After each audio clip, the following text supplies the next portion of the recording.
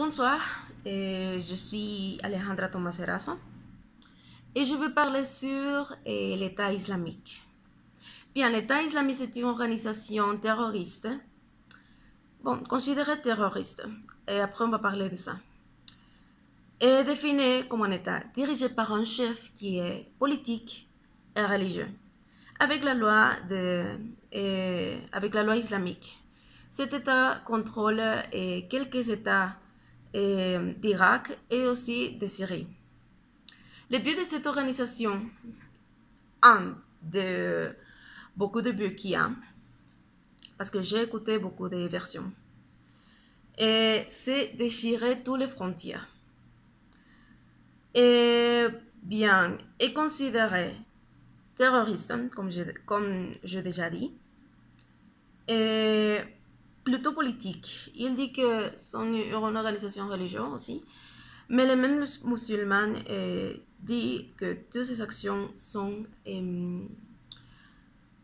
un insulte pour sa religion. Bien, on va se concentrer sur 3 points qui pour moi sont des points clés. En premier lieu, on va parler sur qu'est-ce que c'est l'État islamique et aussi son origine. En deuxième lieu, on va parler sur ses stratégies et tout ce qu'ils font pour obtenir ce qu'ils veulent, et aussi pourquoi sont considérés terroristes. Toutes les choses qu'ils ont fait dans tout le monde. Bon, l'État islamique, comme je déjà dit, c'est une organisation terroriste divisée d'Al-Qaïda. Et politique aussi, et a deux idéologies. La première, c'est le salafisme. Qu'est-ce que c'est le salafisme? Le salafisme, c'est un mouvement, historiquement, un mouvement d'inspiration libérale. Dans l'actualité, est appelé comme le salafisme moderniste. Est caractérisé par la polémique interne et parce que dans ce mouvement, il y a des disputes théologiques. Et on distingue dans ce mouvement 3 mouvements. La première, c'est un qualifié de quiétisme. La deuxième, qu'il refuse d'avoir une vie politique et civique. Et la troisième, c'est qu'il se consacre à l'éducation des musulmans et à la doctrine salafiste qui a une base des djihadistes, que c'est la deuxième idéologie qui a l'État islamique. Je vais parler de ça après. Bon, utilise cette base idéologique comme une justification pour le terrorisme. Bien, le djihadisme est une doctrine contemporaine au sein de l'islam, mais il prône l'utilisation de la violence. Le djihadisme est dérivé de le djihad. Le djihad, c'est un élément très important de l'islam. Mais dans l'islam, le djihad n'est pas nécessairement violent. Bien, je vais parler sur la création. La création se remonte dans l'année 2006. Le Conseil consultatif d'Irak proclame l'État islamique d'Irak, lequel se considérait à partir de ces dates comme un État, un véritable État irakien. Bien. Mais il y a une chose très intéressante de ça. Parfois, elles sont désignées par l'acronyme arabe Daesh. Daesh, pour ils, c'est un insulte. Mais pourquoi? Bien. Cet acronyme est utilisé seulement pour les personnes, pour dire quelque chose, les personnes qui sont contre de lui. Il déteste ce nom parce que ce mot est similaire à deux mots qui sont arabes. La première, c'est Daes. Daes signifie quelque chose qui aplatit sous ses pieds. La deuxième, c'est Dahes. Dahes est traduit comme celui qui sème une discorde. L'État islamique est classé comme une organisation terroriste, mais après on va parler de ça. Bien, je vais parler sur les stratégies de cet État. Ce n'est pas seulement de faire des actions destructives et faire de la guerre. Elle découle d'une réflexion sur un long terme. Un terme qui est inscrit dans l'histoire des mouvements des djihadistes. Et qu'est-ce que c'est le djihadisme? Un mouvement violent.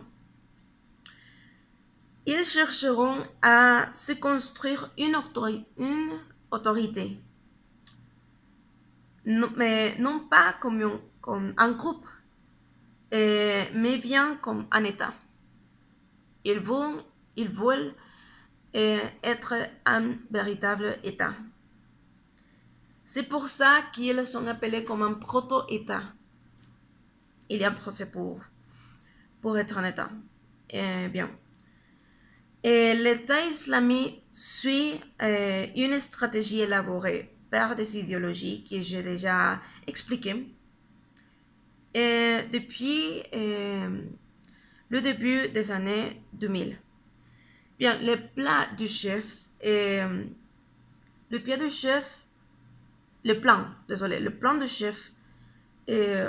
obéit à 3 étapes.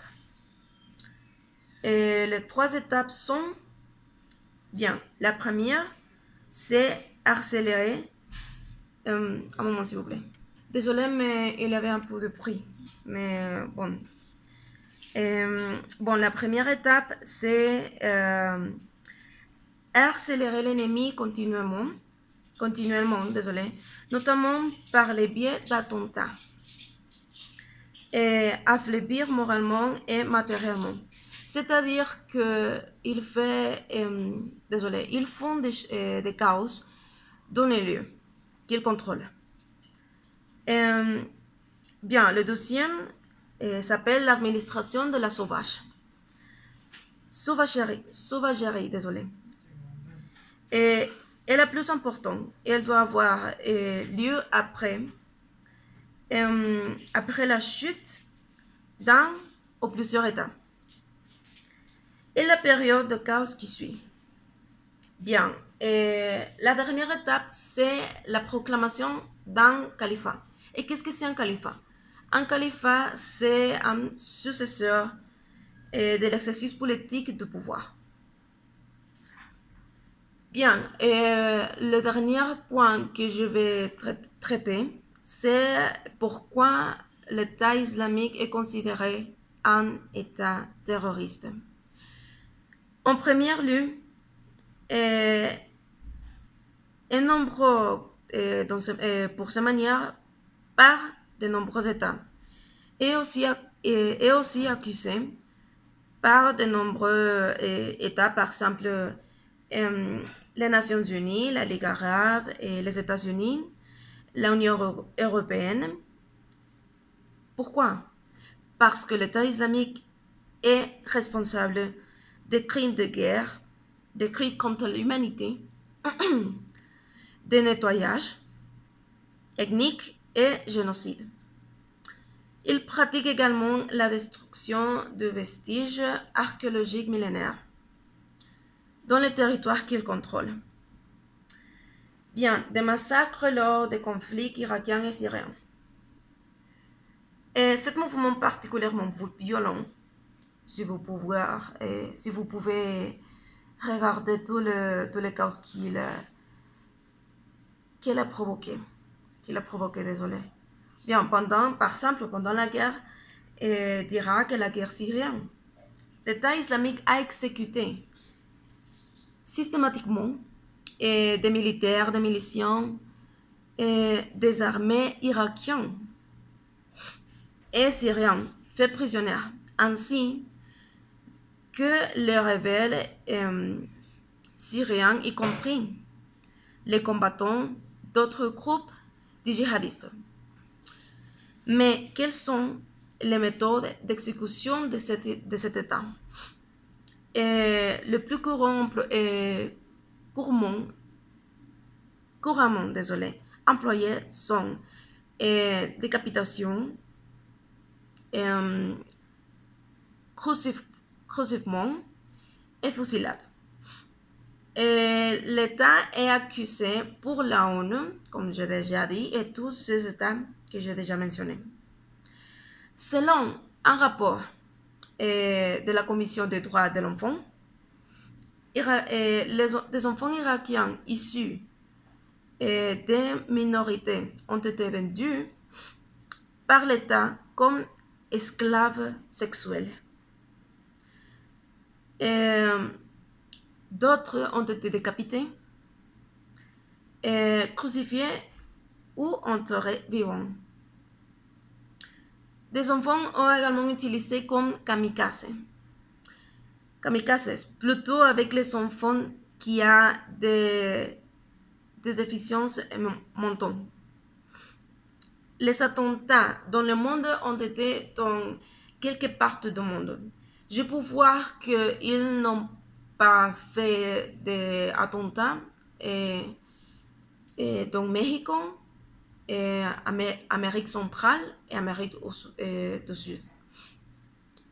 Bien, les pays qui ont souffert les attentats sont les suivants: Afghanistan, Pakistan, Allemagne, Arabie Saoudite, Australie, Bangladesh, Belgique, Canada, Danemark, Égypte, États-Unis, France, bande de Gaza, Indonésie, Israël, Kenya, Royaume-Uni, Tunis, Turquie et Yémen.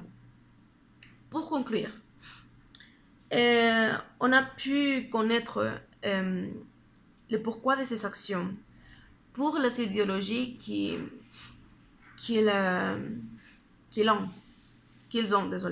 ont. Démontre que la violence est l'unique moyen pour obtenir ce qu'ils veulent. Ils veulent conquérir tout le monde islamique, mettre son autorité musulmane, mais pas avec une gouvernement pacifique, sinon avec une dictature. Bon, c'est tout pour cette vidéo. J'espère que vous avez compris. Merci.